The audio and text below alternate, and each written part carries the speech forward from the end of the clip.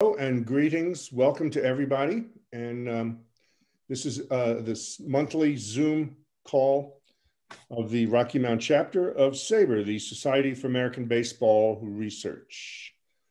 It's nice to see a lot of familiar names. Oh, I see Dan Evans has two boxes. That's a good trick. But what we're going to do is quickly go over a couple of household items. And then we are going to get to our speaker. We have a special guest today, the former assistant general manager of the Colorado Rockies, among quite a few other positions he's held in the game of baseball. And it's Bill Geivett.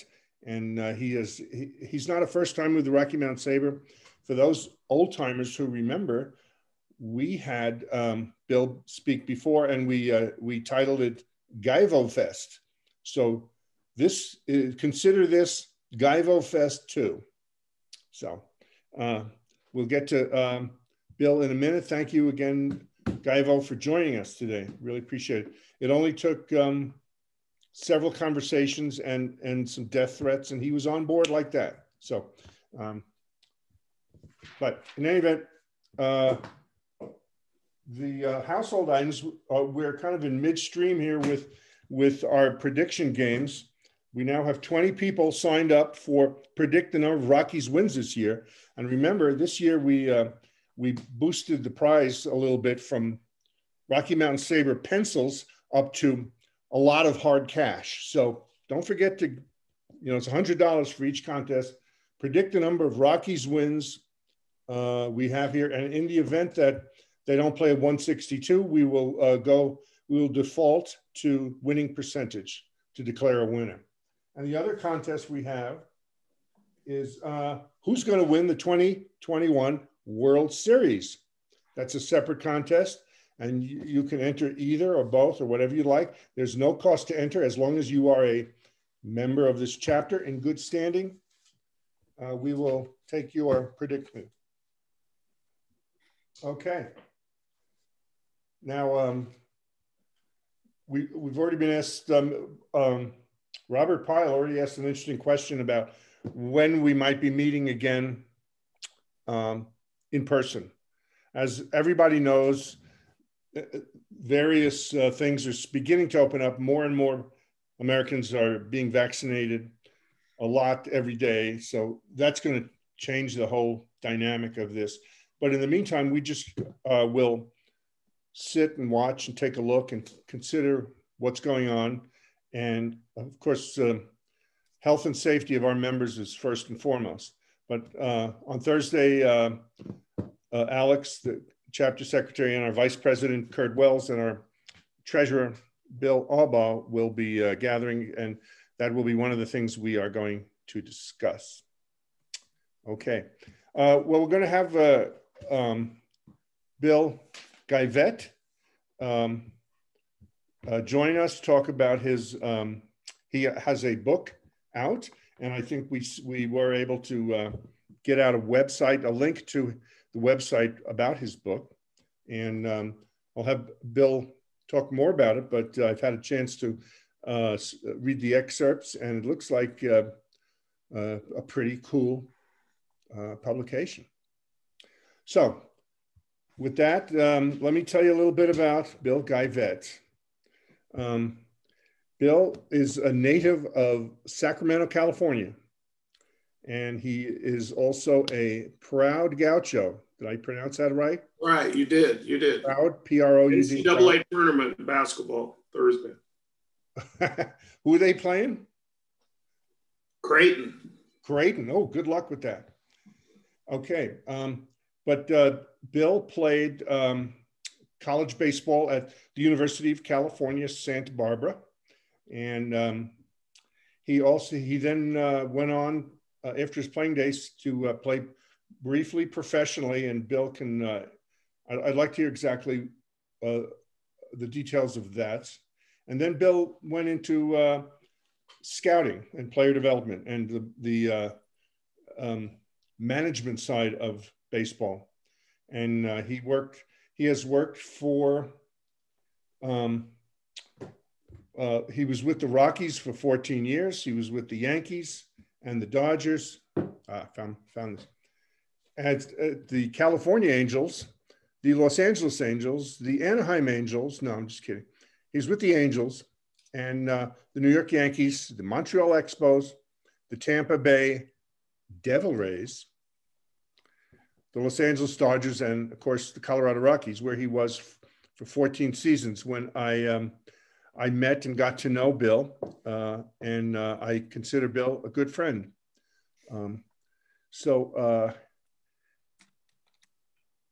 He is also, and I think this is still the case. Bill can correct me on anything, Bill, if I'm not getting any of this right. But you are now a 1% owner of the Grand Junction Rockies. It's a proud 1%. Also proud. Okay. Yeah, the club that minor league baseball got rid of was least affiliated. Okay. I wasn't real happy about that. Are the GJ Rockies not there anymore? They're there, but they're part of the independent league. Okay. In professional baseball, the Pioneer League is now they got contracted. I don't know what they call it, but minor league baseball lost about 40 teams. Grand Junction was one of them. Right. It's basically all the half-season clubs. And there are some people on this call who are from Colorado Springs, and we know that that baseball scenario in Colorado Springs has been impacted by all the recent changes in the minor league structure of things. Yes. I'd like to begin by having Geivett tell us about his earlier time in professional baseball and beginning, and then we can kind of segue into your book, if you will. So okay, how's this for a segue? That's perfect. Is that good enough? That's what all the celebrities do on TV. They put their book in the background. Yeah, well, I'm no celebrity, but no, it was interesting. I wanted to write the book just because I felt that in an analytics type of way, everything that was getting lost. So in how people scouted and how true professionals really handled player development, like I learned with the Yankees a while back, which a lot of what I learned with the Yankees and how they taught us how to scout and all that from Bill Livesey is detailed in the book. As far as, I mean, from day one on, I try to take the reader through that type of understanding of how we were taught and how these processes really work. And what I've seen over time is with a lot more information, especially a lot more data, what's happened is that some of these ways that people have done things that have stood the test of time, right? I mean, some of these ideas are, I'm talking to Hoyt Wilhelm and getting ideas of pitching from him, from what he saw, or pitchers conditioning back in the 50s. What did they do? And from all those types of resources to put together when I'm working for Felipe Alou or with Tommy Lasorda about how we go about developing players and scouting. And both those guys thought they were the best scouts in the world, believe me, especially Tommy. But what they learned and what they didn't chronicle anywhere and put in a book or do whatever. So as I'm putting all that together in my mind and trying to figure out how to best go about scouting and player development, when I left the Rockies, I was like, I got to put all this stuff down and get it in there because, I don't know if anybody can remember back to when they're in school, but baseball people are not the best students. I don't know if that comes.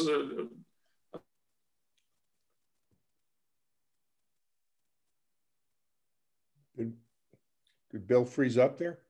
He did. Oh. Well, Bill, if you can hear us. Revelation to a lot of people, but nobody. Yeah, I can hear you.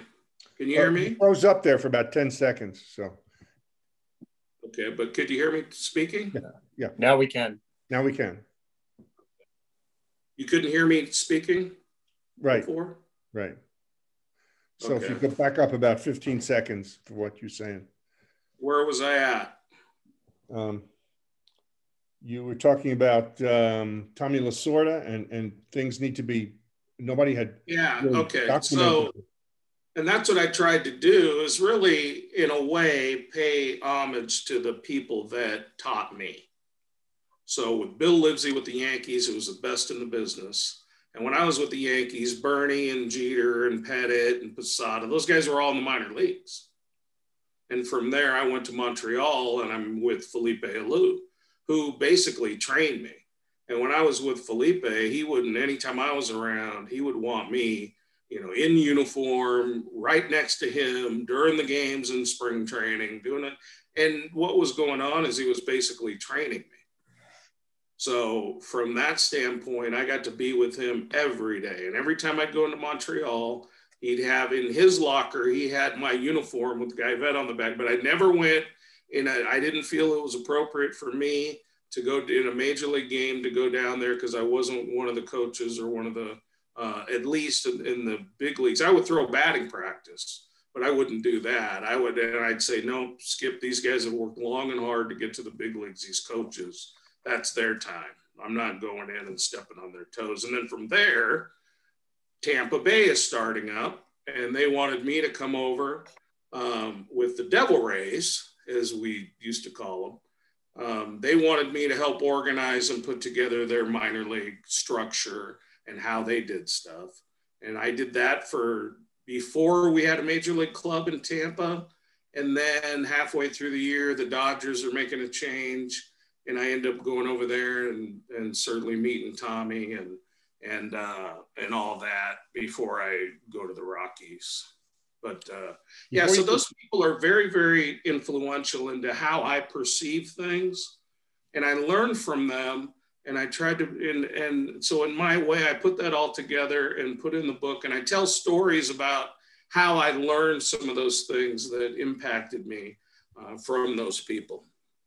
Before you get too far away, you said Felipe Alou had prepared a uniform for you. Yeah. Right. And I mean, that must have sent a pretty strong message. I mean, I understand you didn't feel it was appropriate to be doing too much in uniform, but at the same time, Felipe is saying, I want you in uniform, and sending you a message about. Yeah. In spring training, I would do it. And I would do it in the minor leagues when I was farm director with Montreal. Mm-hmm. But I just didn't feel there was a line there for me that I didn't think was appropriate. Mm-hmm. So and with respect to all the people that have been working hard, Jim Tracy was the bench coach. We know that name here in Denver. Yeah. Yeah, and everybody remembers Trace. And then Jerry Manuel and Tommy Harper and Joe Kerrigan, all those coaches that worked hard to be there. They didn't need me around who pops in town for 5 days, once a month with the major league club anyway, to be spouting off. So I respected them in their positions. So you get to the Dodgers and you meet Tommy. I meet Tommy, and so you got to understand, in 1991, I was coaching Jason Giambi at Long Beach State. Oh, wow. So, yeah, Jace played for us there, and that's how we got him over to the Rockies, is our relationship, and with his family and whatever else. But so in 1991, I'm coaching third base at Long Beach State. In 1998, I'm sitting in Dodger Stadium with an office that overlooks left field 7 years later. Which to me, at the time, coaching in college, Long Beach State, and Dan knows from having his office, he had the big office there. But, that's a short amount of time to be doing that. And I look back at those 7 years of the people from Bill Livesey and Felipe, and how fortunate I was to be able to go into that type of position so quickly. And people don't understand that. And I think that gets lost now, the 30-year-old whiz kids of really, how much time and effort and study you need to be able to take on those roles. Because a lot of people, I really feel today are kind of getting them a little too early, and hopefully they have people around them that can help them. But yeah, so Tommy, I'm sitting there 7 years later, and Tommy comes into my office and he's complaining that Bill Russell is in the LA Times saying that, he got fired because of Tommy or something like that. And I'm going, what am I even doing here? I'm a California kid, so I got my shoes off, wearing a suit in Dodger Stadium. I was just thinking, this is ridiculous. What am I even doing in here? And then here comes Tommy. That's the first time I met. I shook his hand the day before and kind of said hello. But now I got this guy, Tommy Lasorda, pouring out all his issues and problems to me as if I'm a guy with some level of authority that he should be talking to. It was truly amazing. But then Tommy was absolutely wonderful to our family, very close. The kids still will go and talk to Joe, his wife, and my wife as well. So it's he's been tremendous with us. Is this working? It is. Paul, you got muted somehow.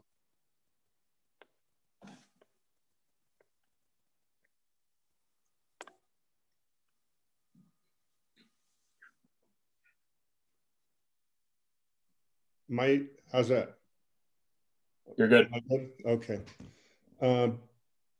The other day, Bill and I were talking, and he told me, I threw out a question to him. Who was your favorite ball player growing up? Right. That's like interviewing 101. And he came up with the name Sal Bando, and related a very interesting couple of stories about that. If you'd share that with us before we get too far down the road in your career. Yeah, so I'm with Montreal. I'm going to my very first GM meetings. And when you're a Sacramento kid, the swinging A's, come on, everybody from, even in 71, they didn't go, but 72, 73, 74, we were locked in, every kid in our town in Sacramento. So Captain Sal's my guy. Now, previous to working in Montreal, I went to UC Santa Barbara, and one of the owners of the minor league teams there, Mr. Bruce Corwin, owned Metropolitan Theaters, which owned the Arlington Theater in Santa Barbara. I don't know if anybody's been there, but it's a 2,200 seat concert hall with a Spanish facade, a little village. It's absolutely beautiful. And somehow I'm assistant manager there, and they never had one, but Mr. Corwin put me in there. And so I'm there, and one night we have a tribute to Jimmy Stewart. And Bill Holden's there, and all these, like a couple other big time actors are there for a tribute to Jimmy Stewart. And they're showing a lot of his movie clips, and he's talking, thanking everybody.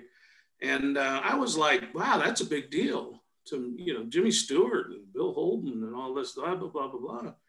And then I'd see other people along the way that were celebrities and big time people and in professional baseball, whatever. But I go to Montreal, my first GM meetings, and I walk out the door to go outside, and they're standing talking on a cell phone as Captain Sal Bando.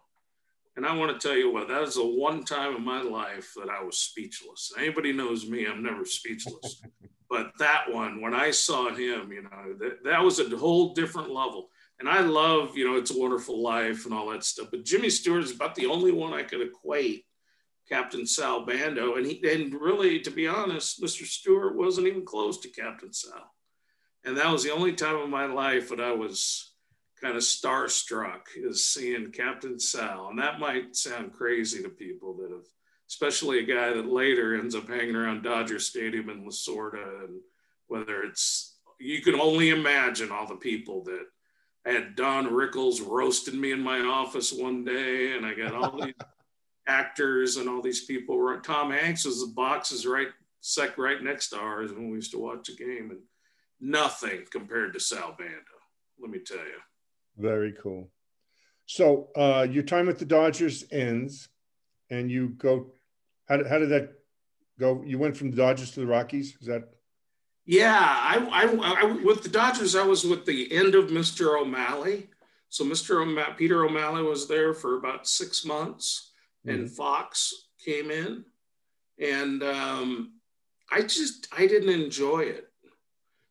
I signed on for 4 years when I left Tampa to go there, and I only did 2 and I left. And so I said, hey, I'm, looking for a job, and the Rockies called and offered me the job of director of player personnel. And so I went out there and stayed. The only stipulation I had was I needed to live in California because our kids were young and all that. And so we stayed there for a few years, and then Kelly McGregor would put every year, Kelly and Dick and Dan, they would try to get me to move back to Colorado. And, I kind of enjoyed being away from the office, to tell you the truth. And I had a lot of work to do in the minor leagues. I go, what am I going to move there when I'm out with, these minor league clubs? We got work to do. And so it makes no sense to me. But what happened was they came in and put the real full court press on me. And I thought the housing market in California was high at the time. I was absolutely correct before it crashed. And we sold the house in Yorba Linda and moved back to Parker and loved it. Bill, did you have any connection or relationship with Dan O'Dowd prior to your hiring by the Rockies? I knew Dan, but no, not really. I kind of talked to him one time when I was with Montreal, and he was with Cleveland, because Mark Shapiro and I are good friends. Ah, okay. Or we're good friends. We were the 2 young farm directors in Major League Baseball, and Mark and I were farm directors. Mm-hmm. And so we just buddied up together and would talk. And I was in seeing Mark, and Dan came in and said hello and talked to him one time. Mm-hmm. Now, Bill Schmidt and I had worked with the Yankees together. Ah, okay. Michael Hill and I had worked in Tampa together. Mm. Thad Levine was with the Dodgers in business development. He wasn't even in baseball when I knew Thad, because we were looking at building a new complex, a new spring training complex, and a guy by the name of Fred Coons brought Thad in. So I knew Thad. So I knew a number of people, but really the 2 I really didn't know were Josh Burns and Dan O'Dowd, the top 2 people at the time in baseball operations. I knew all the underlings. So you finally succumbed to the all full court press, moved to Parker. That's right, and started shoveling snow, which everyone's familiar with. It's good exercise, yeah. Yeah, I lived in Southern California and St. Pete, and all of a sudden I'm there with the deer and shoveling snow. For a baseball guy, it was a little different. By the way, Geivett lives in Vail, Arizona right now. That's right. Vail, Arizona. Yeah. And just as prestigious, I might add. and it's a suburb of Tucson. Tucson. Geivett tried to tell me the other day it was snowing there. So it snowed last night, as a matter of fact. We weren't born yesterday, Geivett. Come on. No, we're 2,000 feet higher than Phoenix. Okay. Scottsdale. So we do get a little bit of snow. That's the only reason they can name it that, Vail, because we get some snow. So you were at the Rockies for 14 years, is that right? 14 years. Wow.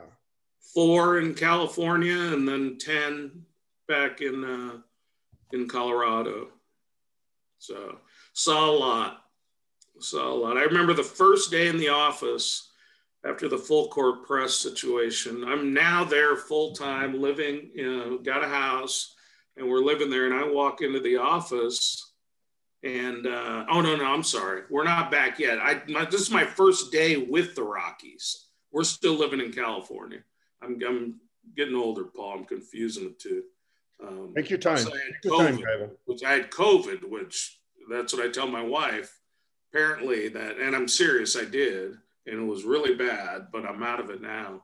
For the record, you were in, for the record, you were in intensive care for 12 days. Is that right? Yeah. COVID. We're 3 weeks in the hospital, so it's nothing to joke about. But at the same time, I tell my wife, there's issues with short-term memory. So I got that one going for me, whatever works, buddy. Supposed to be doing something. But I walk into the office right when I sign up with the Rockies, and it's the day, and I can say, well, I should say we're signing Mike Hampton. Ooh. And then 5 days later or something, Denny Nagel. And I'm going, I thought people said we didn't have as much money as the big market clubs and because, the interesting thing for me is I was with Montreal, we had no money after kind of Seagram's pulled out. So we were the lowest payroll. We had to trade in 1994. At the end of the season, we had the best record in baseball. It was the best team in baseball. I ran around and got to watch they played the Braves. That was no contest. It was 7.5 games up on the Braves at the time. And it didn't look like the Braves could compete with them, but weren't going to beat them in any type of series or anything. At least that's my perception. But from that point on, to keep Larry Walker and Ken Hill and who else? Grissom and John Wetland, the payroll would have went from 9 million all the way up to 20. Well, we couldn't have that. We had to trade some of these guys. It was going all the way to 20 million, the entire team payroll. So also Mike Lansing and John Vanderwall on the Expos. Yeah. Well, Lansing was there. Who came to the Rockies eventually, yeah. Yeah, oh yeah. Yeah, Mike is coaching now. Right? But so I've been with the least amount of money, and then I go to the Yankees and the Dodgers, and then I end up probably right in the middle. A little less in the middle, I think, at some point there when we were kind of going and whatever else. But in terms of payroll and what we were spending, a lot of times we were anywhere from 20th to 22nd of the 30 clubs. I think in 2019, they were up to like 10th. But when I was there, we were down in the, right 20, 21. I think 21 usually in terms of what we spent as a major league club. So I've seen it all. I've been with the big market clubs. I remember with the Yankees, Bill Livesey'd say, just get the player right. Just get the player right. And I'd say, okay, but this kid wants, I remember we were talking about a kid one time, and I said, well, this kid wants, $1 million, X amount of dollars, whatever it is. And I said, I don't know that he's really worth it. And he said, don't worry about the money. Get the player right. Because in the final analysis, if we have good players, they're not going to care what it costs. If we have bad players, they're going to say, where are the players? It's never going to factor into any of our decisions. If we get the player right, we'll spend what we have to. And I'll tell you a story. We have, I'm in the office one day and I get asked, they're going through the kind of the first and second round of the scout meetings. And I'm sitting in my office at Coors Field, and guy walks in and says, hey, Geivett, can you do us a favor and go down to fly to Dallas and watch his kid play tomorrow? It might be his last game, And we're kind of split on him as far as taking him. He wants $1 million or he's going to go to LSU. I said, well, yeah, we can do that. Fine. Let's go watch a kid. And, some people like him. Some people don't think he's worth $1 million. And in my mind, I'm thinking back to that. Let's just go down and get the player right. I don't care about the money. And so I get in the plane, we fly down there, and I'm watching them. There's only one other team there because the consensus of all these scouts is apparently in the state of Texas that this kid's going to go to college and he's not worth the money.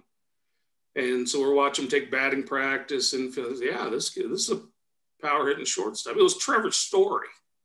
Uh-huh. The Baltimore Orioles were the only other club there to watch Trevor Story in what might be his last game.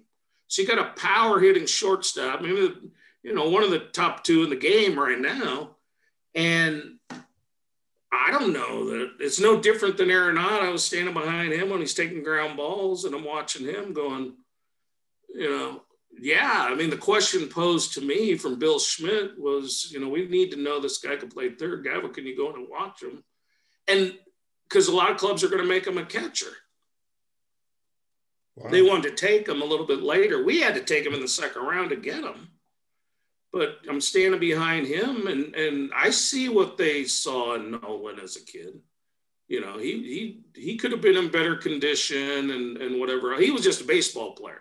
He didn't think about working out and doing all this stuff these guys do nowadays and drinking protein shakes and all that type of stuff. But tremendous. I've never used this term before, but I remember telling Bill Schmidt that his feet are so accurate. It's like he could read a hop like nobody I've ever seen before, and he was just turned 18 years old. It was unbelievable how he could get himself in position as quickly as he could to catch, like the old Yankees would say, the top of the hop. You got to catch the top of the hop. That's what these guys would be screaming and over with the Yankees all the time. It cracked me up. But that, it was different. It was different. But, he's a non-runner, really. It looks like he's running hard, but it's not going very fast. His body's moving a lot, but he's not really running that fast.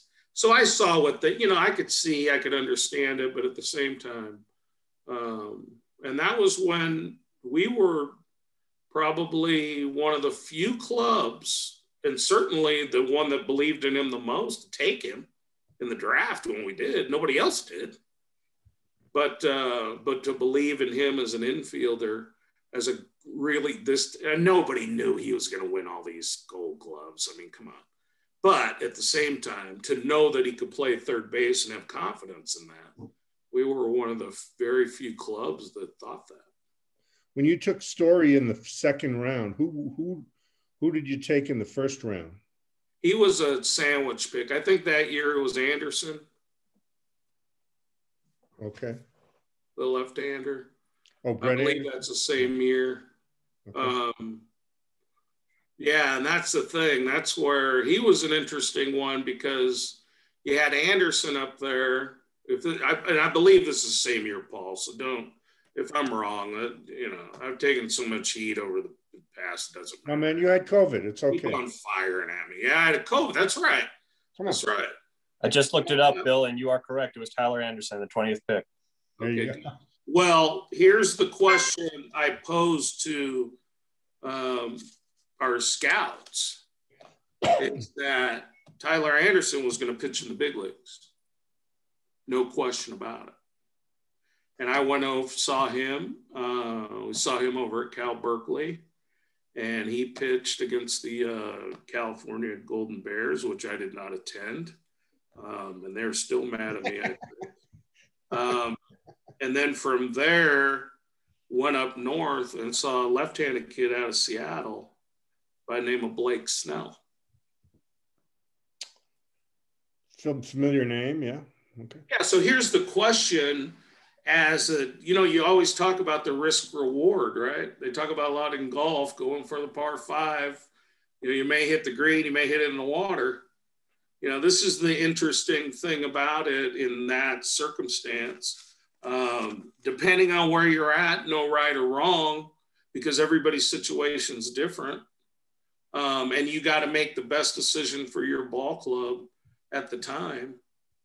But that one, when you're watching those two, is Snell, you don't know if he's ever going to, he's a high school kid, 17 years old, throwing 88 to 91 at the time, but a good athlete. You could see he's going to get stronger. He's throwing mid-90s, the way that arm works and his delivery, naturally kind of works. Very interesting. That one sticks out to me just because I told Andrew Friedman when we were watching the SEC tournament in Birmingham, Alabama, and Andrew's out there. And I said, hey, Andrew, how's that lefty? That Snell kid. And he goes, Geivett, he hit 95 on the gun today in the rookie bowl. I said, really? He goes, yeah, I just got the report. And he goes, hey, I got a question for you. How's that Story guy? That was my guy. And none of our scouts really liked him that much. I just started laughing. It's really interesting. But, that risk reward, that's a huge issue in that draft. And trying to figure out what type of player you're going to end up taking. When you need pitching, can you miss? Can you afford to miss when you need pitching? Mm-hmm. And we're with the Yankees. You're taught to draft for impact and acquire players for impact and duration. It's in the book, Paul. But that's what you learn. Yeah, that's what you learn. And that impact part of it is really important. Tyler did great, and he had some issues, and he's really good. But you're talking. I think before maybe he had some injuries. I don't know how he's doing now. But that really solid major league pitcher, or taking a shot at a big timer that might it's not like everybody's rolling around going, okay, Blake Snell's going to be Blake Snell right now. He had the potential to be, but, it's not like he was mid-90s in high school like a lot of these guys. So, Geivett, I want to ask you about something else. You were with the Rockies in 2010. You must have been, right? Yeah. And I just want to ask you about somebody who touched a lot of lives, impacted a lot of lives in the Rockies front office, and that was Kelly McGregor. And, yes. I was there, and it was very impactful on a lot of levels. What were your what was your relationship with him, and what were your thoughts about his loss? Well, I think now that it's a little bit later, it's a little easier to talk to, but he's a tremendous leader, and maybe not a baseball guy from his roots, but a tremendous competitor. Mm-hmm. So from that standpoint, he understood competing, and he understood being a teammate. And those are two things that when you talk about Kelly to me, he understood competition and he understood being a teammate. Because if you could see anybody, and a lot of times you do, everybody's working jobs and you're working with a company, and picture like a Major League Baseball club as a company. You see people that are doing things that are selfish. You see things that people are doing and they're doing it in their own best interests. And Kelly would sniff that out in a heartbeat. And he would challenge people on it, and he would bury them, basically. Because, Kelly, we all talk about, St. Kelly. Yeah, I'll be the one to tell you, this guy he could be mean on you too. If he thought you were doing something that wasn't in the interest of the Colorado Rockies, let me tell you, he wasn't the nicest guy around. That's for sure.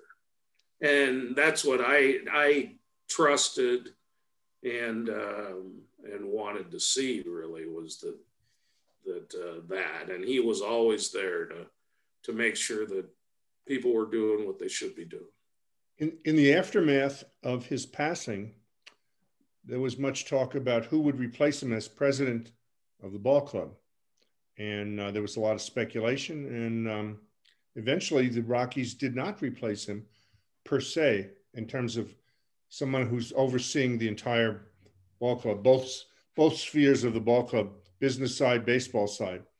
Do you think that was a mistake on the part of the Rockies? I don't know if it's a mistake. I think it's just what I think if you're like an owner and like Dick Monfort, you have to choose what you want to do. Do you want to be that involved or whatever else? If you're an owner, or do you not want to be involved? It's not like you can go around and look at all the presidents of major league clubs. It's not like they all have some kind of big background in baseball. Now you'll see president of baseball operations now that do, but you're not, when you're talking about president of a ball club, I mean, it's not like you have a lot of these people with baseball backgrounds. And Dick had a lot of baseball background as an owner up until that time. Mm-hmm. So a lot more than most do when they first take on that president of a ball club type of role. So I just think it depends on what they want to do. If they really want to spend that kind of time doing it, you know.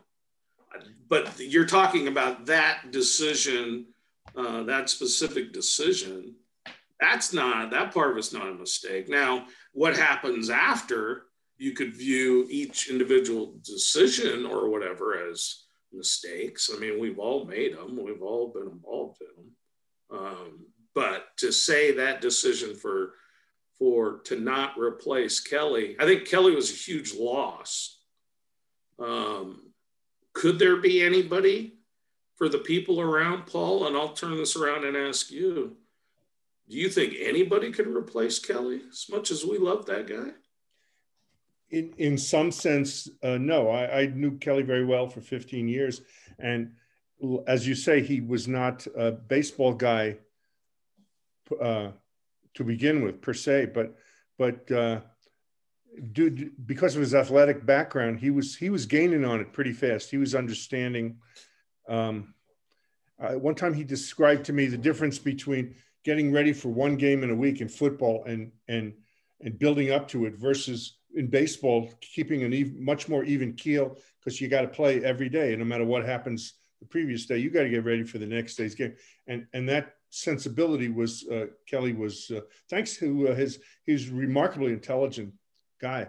But I think the question then became, if you're going to hire someone to replace him, do you stay inside the organization or do you go outside the organization? That becomes itself a big question. It does. It does. And I think that's what people confuse when they say Dick's loyal. They confuse that with the differences of playing in Colorado and in Denver. And there's still people around that want to act like it's no different. It's different. Okay. And if you want to be blind to that, then fine. But it's different playing at a mile high than it is in San Diego. I'm sorry to tell you. And everybody in the game knows it, and every pitcher doesn't want to go there. So that's life. And to me, there needs to be, and I told Dick before I left, until this club gets to the point where when you walk down the aisle of Coors Field, you don't see Tulowitzki and Gonzalez and Giambi jerseys, and those were the names at the time, that you see pitchers' names on those jerseys. I said, that's when you'll know. That's when you'll know you're competing for world championships, when you walk down that aisle and when Dick goes to his seats over there in third base, that he sees pitchers' jerseys in the stands. And that's what we have to do. There's got to be a way we can do this. And the biggest thing that helped was the slotting system in the draft.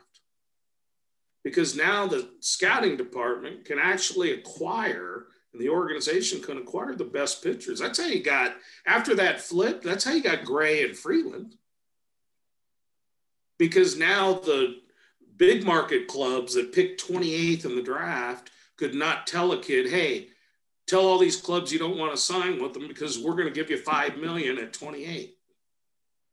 And every time an agent would deal with the Rockies, he'd tell, hey, our guy wants $10 million to sign this high school kid. So you can't take any of them because they don't want to sign with you. But now with the slotting system, it's either sign with what the slot money is, or go back in the draft next year. And that was really the biggest thing in terms of allowing the club to access amateur talent on the pitching side. As best you can, Gaivo, from where you sit and with your background, and you can treat this with however, whatever level of kid gloves you like, but if you would stick your toes into the waters of where the Rockies are right now, because obviously our audience is a Denver-based audience, and we have watched everything unfold over the last few years. How do things look from where you are sitting? I don't think they look great, but I don't really pay attention to the Rockies, to be honest with you. I'm trying to start a company, and and when I left there, I may have watched one game since I left at the end of 2014. Huh? I've watched some other teams play, don't get me wrong. And I have players that call and check in with me and, Gabo, what am I doing? Blah, blah, blah. And, I'll watch them. But I really haven't watched the Rockies. And so I don't know. I mean, I'd see the highlights, that type of thing. I know I worry about them offensively, and I worry about them in the minor leagues. Because I don't feel like if you can trust these publications, I don't know if you can trust them, but we were always rated really high, and I see they're rated really low. And I've talked to some people in baseball, and I'm wondering what's going on with, are these guys really just undervalued, or what's going on in terms of having when you're in a mid-market club or a small market club, I mean, you've got to produce talent, and they've sent some guys up to the big leagues, and there's been some guys that I know that are from the organization that have ended up with different clubs and seem to be doing okay. But at the same time, no matter what the decisions that are made, you constantly have to you're the engine. You're the engine to drive the talent to the major leagues for the organization. And it's got to be of impact, and it's got to be done. But those are the two things that I worry about. I think the pitching, it seems like the level of talent that they have is pretty good in terms of the starting pitching. And I know Freeland didn't pitch well, and then he got kind of back on track in that college season they played last year, 60 games. But, with the wear and tear of pitching all year long, that's really going to determine how strong that is. But I think the talent of the starting pitchers is good. Not watching them, but just kind of looking at some numbers every once in a while, and the way people seem to talk about them or rate them. So I think it's going to be an interesting year in terms of how they go about it. But I don't know if I'm answering your question. I just no, well, it's partially, but it's okay. It's the COVID, I know it, and that kicks in now and again. But what about Bill Geivett? What's going on with Bill? Do you entertain any ideas or desire to get back into the game at any point? Or not really. I'm working on this company. Tell us about it. Started. I can't tell you exactly. I can't tell you exactly all that I'm doing, but hopefully I will soon, and it'll be out there. But I haven't since I left. I went down to Houston after I left the Rockies, and I went and talked to them. And it's going to sound kind of weird, but I just didn't feel like being involved in baseball. Professional baseball, Major League Baseball. I've done it for a long, long time. And I don't know where other people are at. And maybe some of your members will kind of understand is, you get to a point in your mid 50s of, okay, what am I going to do for the rest rest of the time here. I guess it was early 50s at the time. And I was thinking I'd like to take on a different challenge. I'd seen but just about everything I'm going to see in scouting and player development in Major League Baseball, I think. May I ask your age, sir? I'm 57 years old. Okay. And I got started young in the front office. I was one of those young guys that, that they rip now. I was getting ripped back then in the mid 90s. But one of these guys is trying to change everything. Yeah, because you guys are in the Stone Age. But so I always kind of wanted to start my own company, to be honest with you. And I always wanted to write a book. And because my sister never even got a B, she only got A's all the way through law school and everything else. But she's never written a book and always threatens to. So I'm one up on her there. All right. And I always wanted to start my own company, and a big company. So that's what I'm involved with now. Alex and everybody, I think we can take a few questions here from the group for Geivett. You want me to unmute everyone, Paul, or just ask they raise their hand? Yeah, let's just go with a raised hand, and we still have 24 on, so that'd be a lot to unmute. Okay. So if someone wants to ask Bill a question, just send me an electronic hand raise. It's usually a function that's part of your options. Okay, so nothing yet. You did not play for the University of California, Berkeley. Is that what you? Yeah, no, I didn't. It came down to Cal or Santa Barbara, and I went down to Santa Barbara on the beach. And at the time, they were kind of building as a program, whatever. And I rather enjoyed that rather than Berkeley, downtown Berkeley. Didn't another guy come out of there named Ryan Spilborghs? Ryan Spilborghs is a gaucho.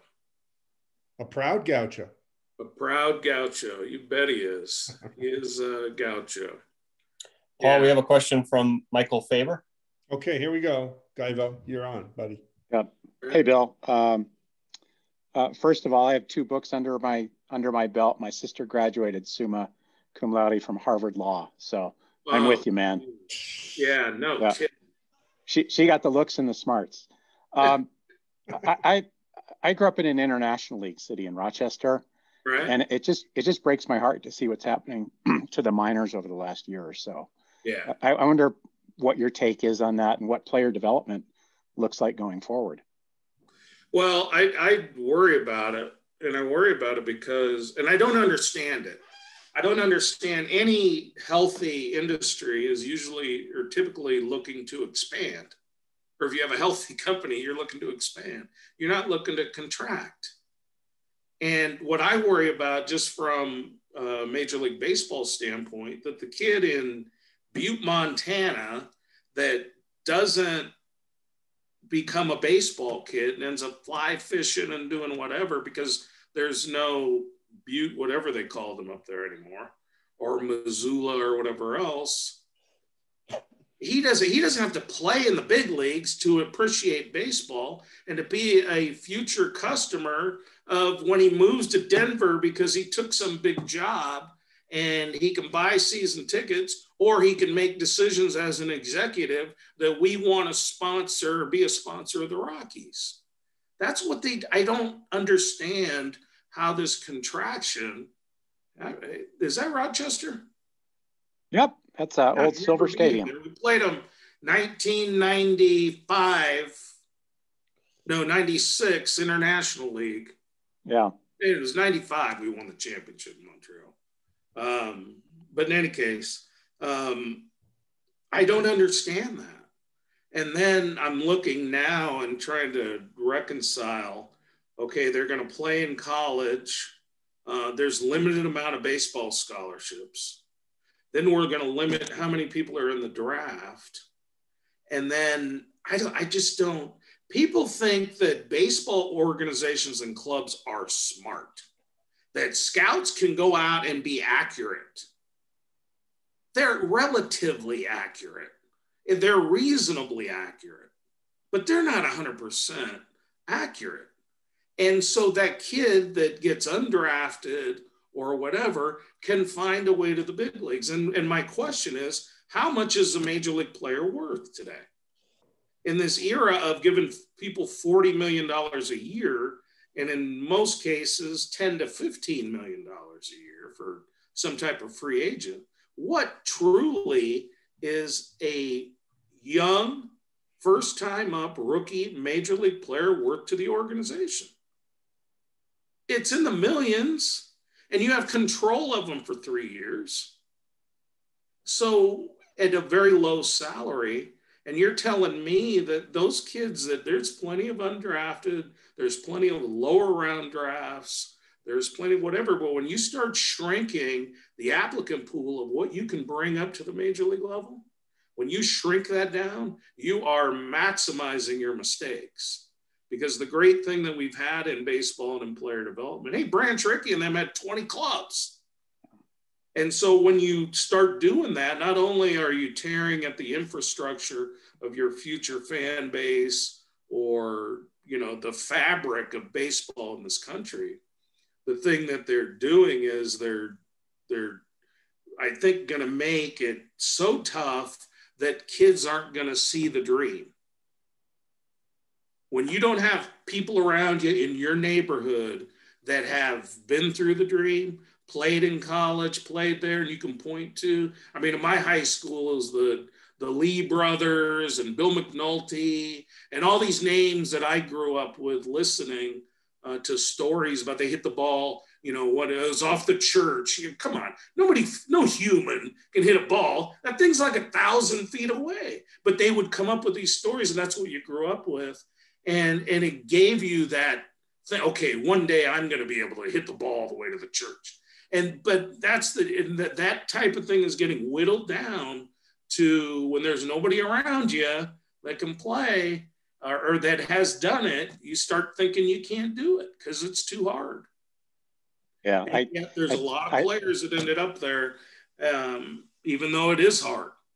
Yeah. I don't like any of this stuff. Now, the biggest thing that they're doing that I think is helpful is getting gambling more involved. Now, this whole thing with that, they're getting sponsorships with the DraftKings and do whatever. They're going to get a lot of revenue off of that. Because the thing to me that I've always looked at is basketball and football have always, rated higher, and people saying, especially football, that the NFL is more popular than Major League Baseball, Major League Baseball used to whatever. But it is, the interest is there because of gambling, and people have interest in watching the games.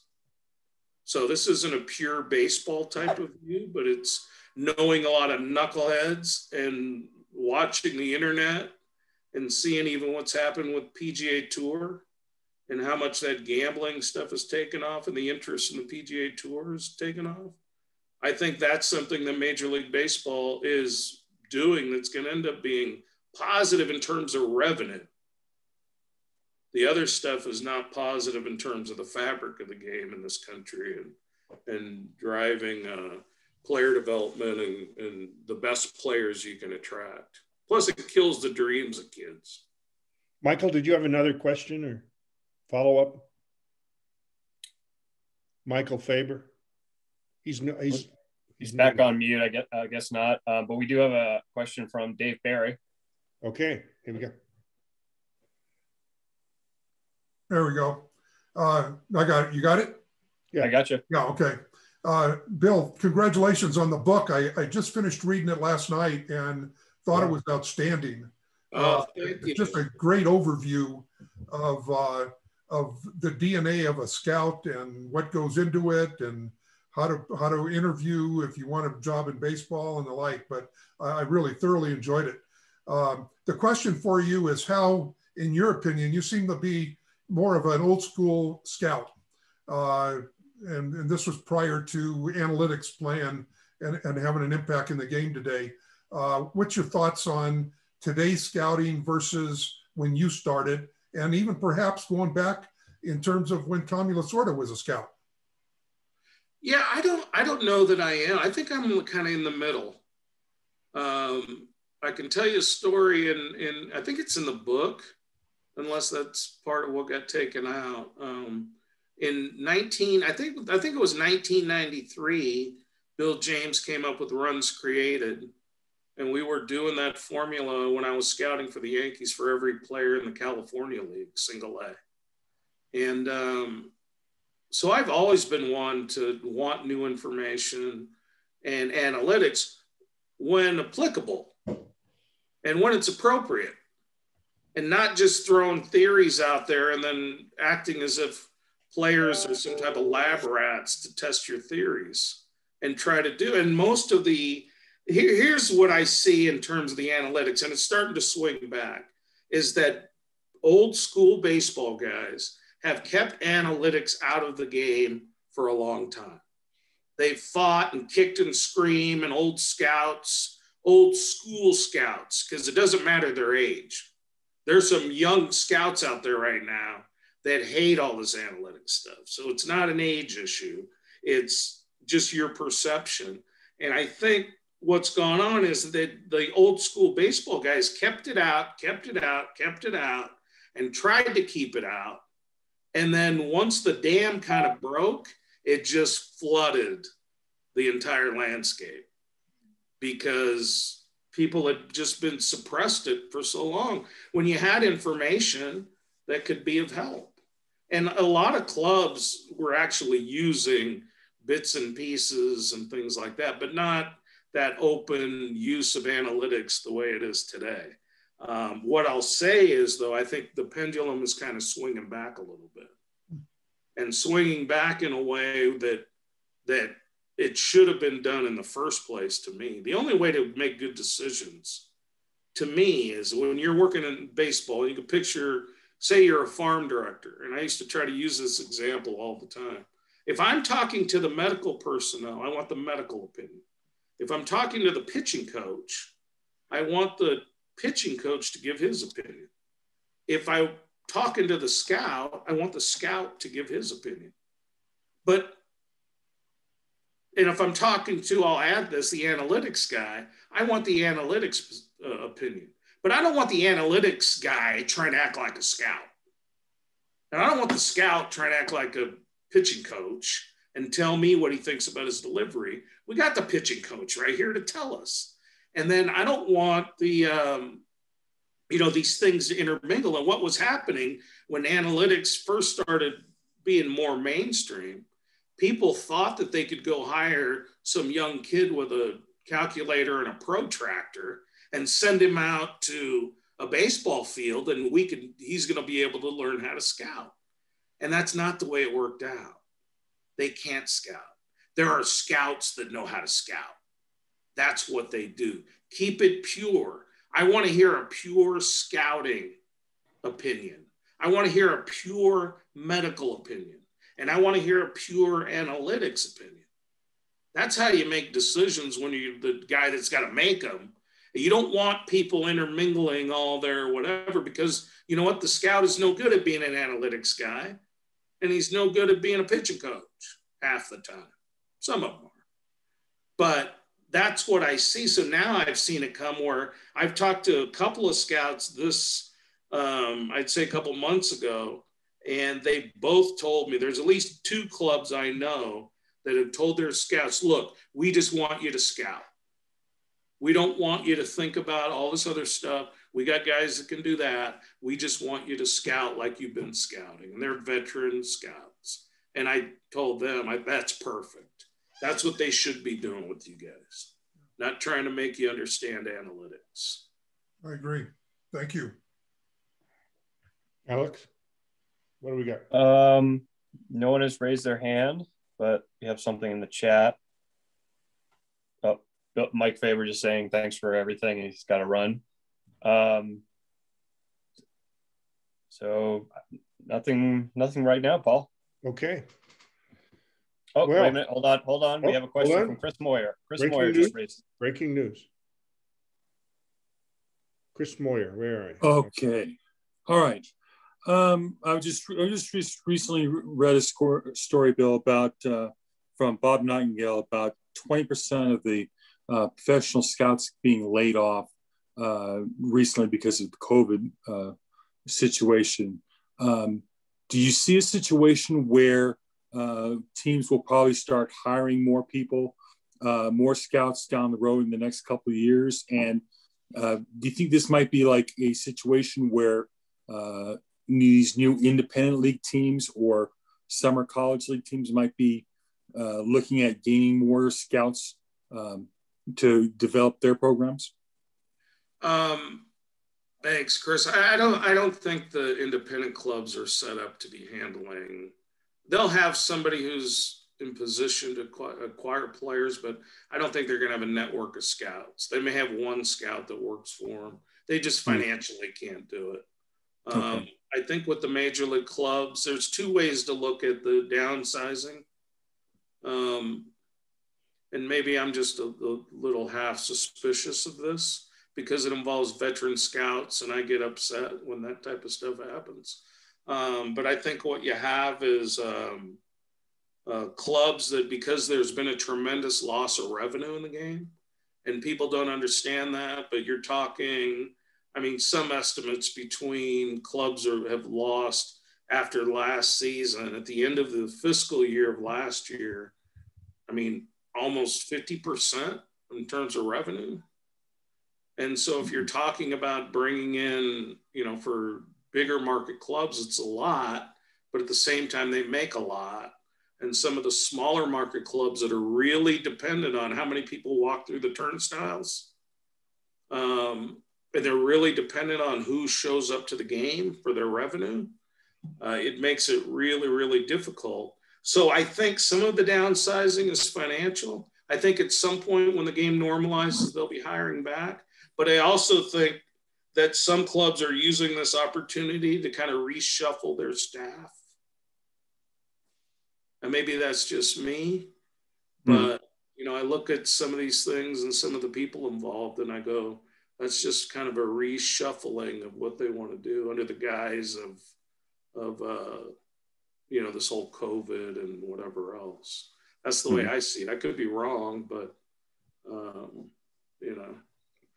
I just think but I think when things kind of normalize again, I think you'll see that things will happen. And the one great thing about baseball, and I always say this about, teaching, because right now there's a lot of teaching in the minor leagues and clubs going on launch angle and hit the ball in the air. And they used to tell us that when I was a player in 1985.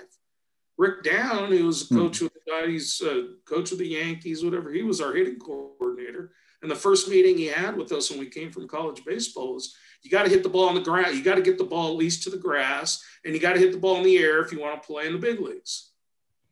This is not anything invented, but the way they're teaching it and having these kids get well under the ball is a bit of an issue.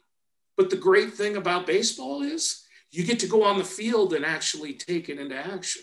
And a player likes to get hits. So if you're teaching him something more, he's not getting hits, he's going to scrap it.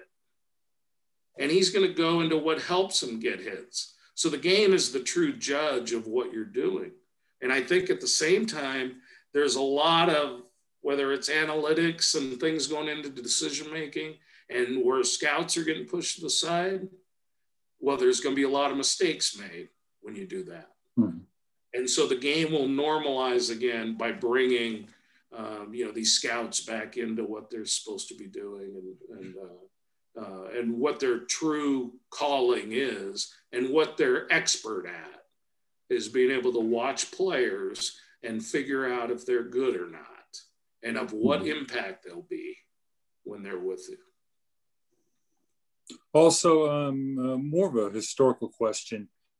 Your thoughts on that 94 Expos team, what could have been if it weren't for the strike?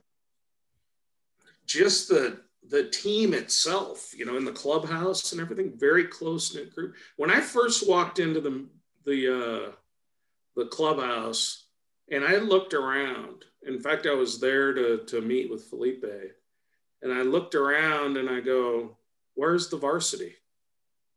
I mean, they were all, it looked like a 6'0" team.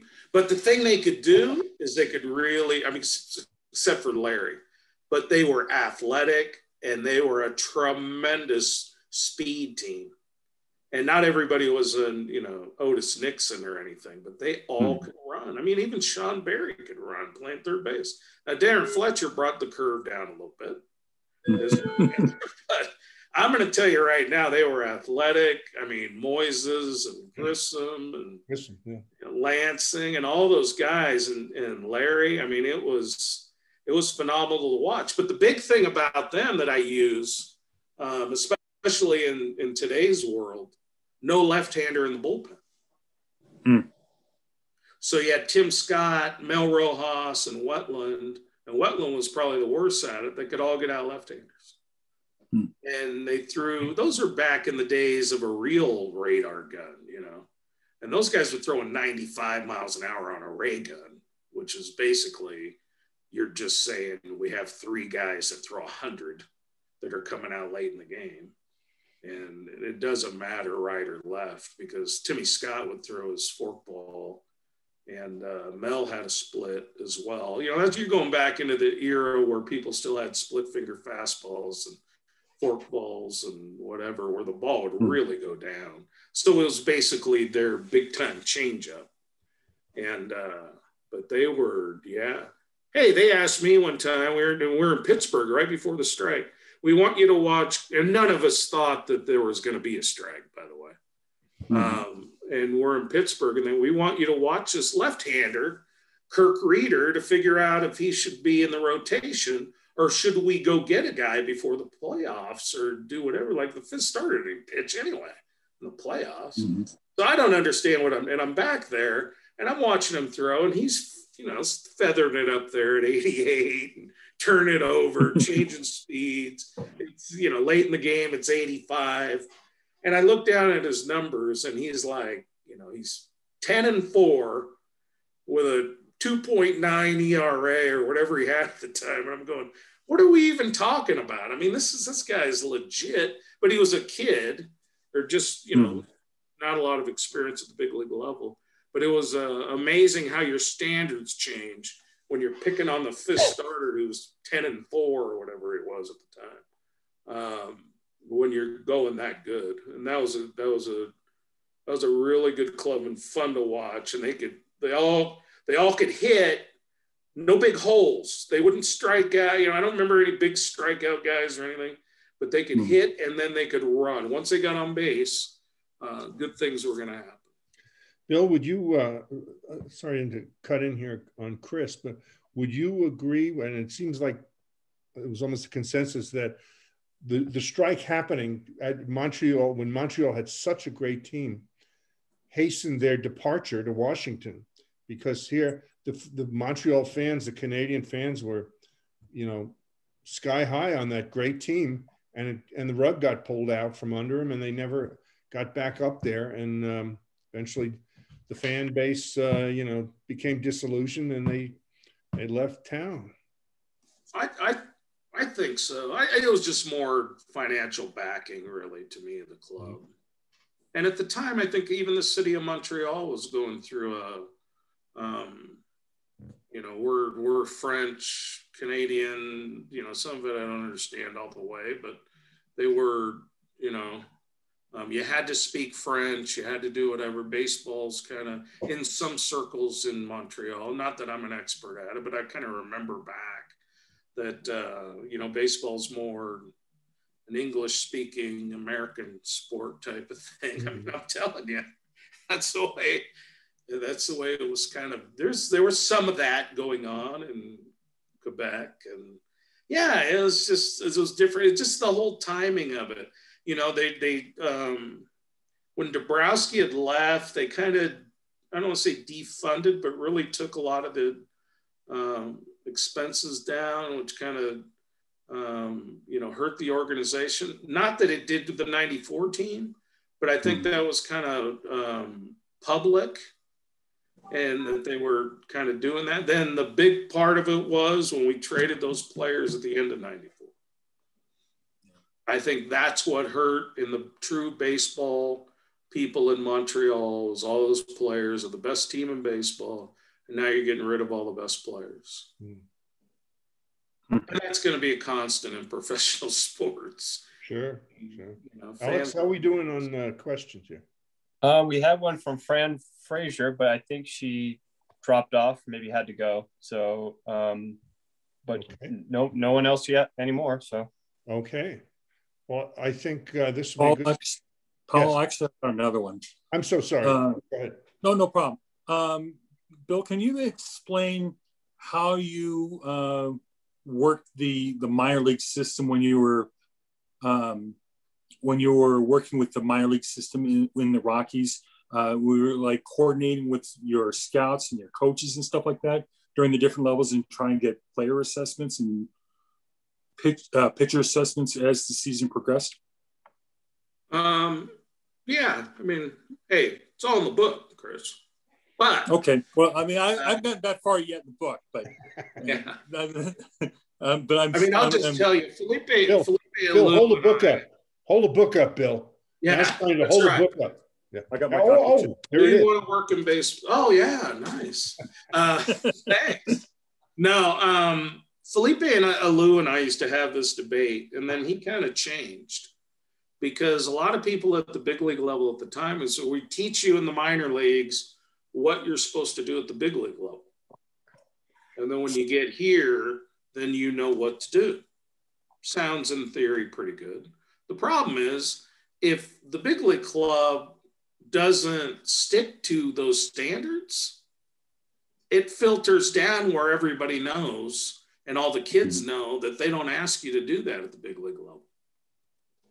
So as tough as you want to be on certain things or, real strict on this because they do it in the big leagues, if they don't do it in the big leagues, it's over. So I tell Felipe, you got it backwards. You need to do it at the big league level to help support us getting you that. And so it's more of a top-down thing to me. But with that, you got to understand if you're in the minor leagues that the big league club is the one that runs they basically dictate to you what you should be looking for and what you do. And that's the only way it works. If you think the minor league operation is running without the big leagues, then who are you developing players for? I mean, you just yourself. I mean, they have to be appreciated by the big league manager and the staff. What do you want us to deliver better be the way you look at this? Because if you're not delivering the characteristics or the abilities that they want to see, then they're not going to like the player or the pitcher. And that's the bottom line. So from my standpoint, if you're talking about that, that's truly what it is that you're in service of the club, one, but of the major league club especially. And you've got to know and be ready for and anticipate any changes that they may have as well. But you're in service of them. And that is something that somewhere along the line has gotten screwed up or does in dysfunctional organizations where people feel like they just develop players the way they want to do it. And those guys at the big leagues are knuckleheads and don't know what they're doing and blah, blah, blah. And he's going to get fired anyway. So what do I care? And, that type, it's just not healthy. Alex? I don't think, I think we're still good, Paul. No questions. Okay. All right, good. Cause I have to run. I'm sorry. I just want to thank Bill Geivett. Gaivo, thank you so much for your participation. Thank you, Paul. Don't forget to get to pick up the book. It's on Amazon, you said? It's on Amazon or on InsideBaseballOperations.com, my website. You should do, even if you don't buy the book, you should go on InsideBaseballOperations.com and read the story about me and Lasorda at the winter meetings. That's it's on there for free. And that's a good, because people don't, the reason why I wanted to write that was one, for these kids, you got to be passionate about baseball and know that that's what you want to do. But number two is, I don't think, for people that haven't been there, you don't get a true sense of what the winter meetings is really like. And so I tried to describe that for people that have never been there, but what the lobby floor looks like with all the agents and all that. Tommy telling stories, and that was a fixture. But we're going to miss him. So, Bill, thank you so very much. I really appreciate it. Not at all. Thank you. Come back anytime. All right. You take care. Does anybody else have anything for the good of the order here? Do you want me to unmute everyone, Paul? Yes, please. Okay, you're all unmuted. I think some of you are still muted, but Paul, I think one thing we could probably bring up is that the Saber Analytics Conference was last week, and I could see a few that I know probably participated and would maybe like to say a few words, provide some insight, things they liked. That'd be great. Chris Cohen, were you there? Yes. The student sessions were really exciting. There was a lot of people talking about current opportunities. And there was also on Sunday a networking session where they just pretty much did 15 minutes at a time, putting people randomly into breakout rooms, which actually worked a lot better than networking when it was in person, especially for me being an introvert. I don't like just big things where you have to walk up to random people being told, hey, you're networking with these people because you're in a breakout room. Made it a lot easier instead of people trying to find someone, oh, you look like someone that might have the same interests as me.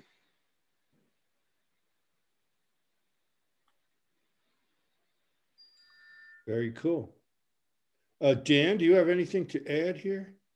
I thought it was exceptional 4 days of information. I think guidance and topics that are very topical. I think anyone who attended it has a better feel for the game today and the inner workings of the game. And I think it was a great statement that more than half the attendees were students. I thought it was exceptional. It's a real evolution of Saber. But I learned a lot, and I think I'm as advanced technologically as you can be. And I learned a ton on some things about wake and some various issues in the game that are just coming to the forefront. And I thought it was fascinating. I can tell you there were over 20 GMs on the call at times. At one point, there were 28. So I think, the people in the game attended it very closely. And I think that says a lot about the analytics conference. I just think it was a steal at $100 or $50 for a student. A way to do this ballet act, if you will. Very good. What's going on here?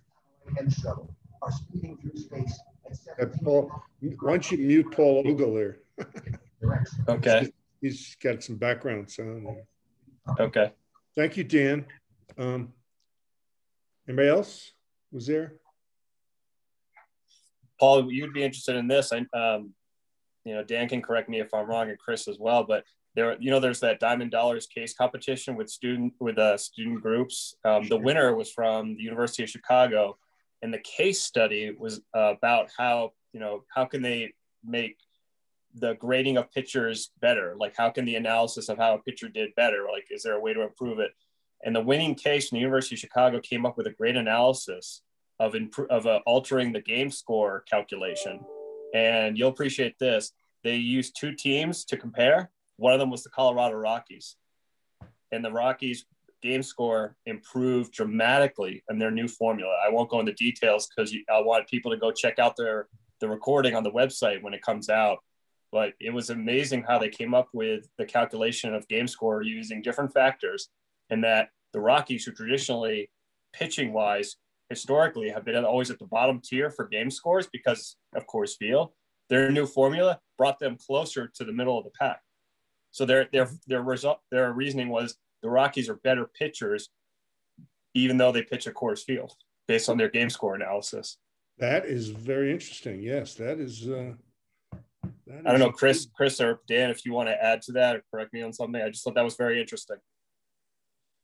Yeah, and they're looking for a place to house their information in 2021, and I'd encourage us to be a prospective site because it could bring a lot of traffic to our website. also help credibility within Saber. And I think it would display that we're keeping up with the times and addressing a Saber analytics champion. Okay. Duly noted. Duly noted. Okay. Does anybody else have anything on the analytics conference? Or anything else? All right. Some people are still muted, so I can ask them to all unmute again. Let's open her up here. Yeah, I'm just asking people to unmute. So so there's 2 weeks left to opening day, which means there's 1 day less to get your predictions in. Some of you already have, and love to hear from many of the rest of you. So it costs nothing to enter, and there's some big payoffs afterwards. So by golly, let's hear from you on that. $100 to correctly predict the world champions, and $100 to correctly predict the number of Rockies wins. And we've had quite a range of predictions on the Rockies win so far. And that's, in the event of ties, we will, the $100 purse for each of the contests will be divided equally among the winners. So, okay. All right, then. I just want to thank everybody for joining us today, for participating. And those of you who contributed questions and comments, thank you so much. And everybody, please be well and be safe. Okay. Thank you very, very much. Thank you, everybody. Okay.